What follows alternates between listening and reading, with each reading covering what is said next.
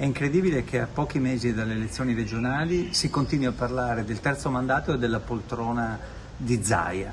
È incredibile che ancora una volta la politica del Veneto sia ridotta a poltrone e a spartizioni, mentre le famiglie, i cittadini, le imprese attendono risposte sulla sanità, sul caro energia, sul lavoro. Lo definisce teatro indecoroso il segretario regionale dei Dem e sul palco per il Partito Democratico c'è solo una compagnia di attori, quella del centrodestra, perché lo spiraglio sul terzo mandato aperto da Fratelli d'Italia con un big nazionale come Giovanni Donzelli rimette indubbiamente le carte in tavola.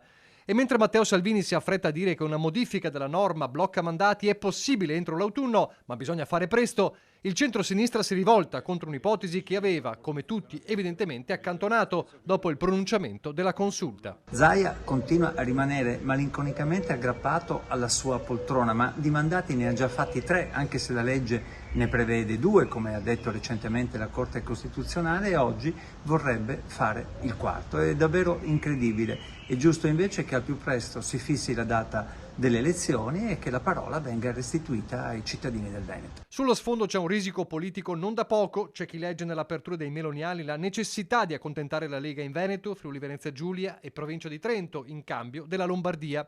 È evidente, prosegue Martella, che dietro queste incredibili manovre c'è solo il tentativo di prendere tempo e nascondere le profonde divisioni interne, prolungando trattative e accordi di potere. Del resto qualcuno poi dovrebbe spiegare ai meloniani veneti, rampa di lancio da mesi, il motivo di dover fare un passo indietro. Il numero 1 regionale Luca De Carlo resta ecumenico, ma sottolinea, ora si sta soltanto discutendo. Che i partiti, soprattutto quello di maggioranza, si interroghi su un tema così importante come quello del terzo mandato è nella natura delle cose. Discuteremo, metteremo sul piatto i pro e i contro di un'eventuale scelta, ma il tutto nella più ampia naturalezza e soprattutto nella consapevolezza di che ciò che stiamo facendo lo facciamo solo ed esclusivamente nell'interesse dei cittadini. Ma che i freni ci siano lo dimostra anche il poco entusiasmo, per non dire altro, degli azzurri di Forza Italia in Veneto.